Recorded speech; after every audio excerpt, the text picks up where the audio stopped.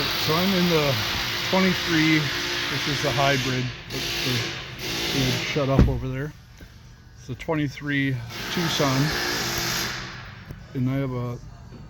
I'm gonna roll these windows up. Complaint about their wipers not working. So what the real issue, or it's not even an issue, is their user error. So I'm going to show you how these are used.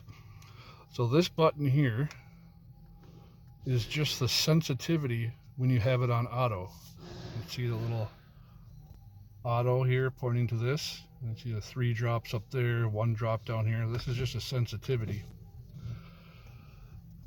So you go right now and up. If you do the whole stick down, you go through all the stuff: high, low, auto.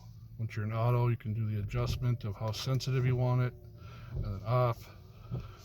And then to spray liquid on the window, you pull it towards you and you get to spray.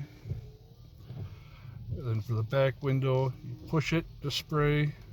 And these are high, low, turn on for the rear window.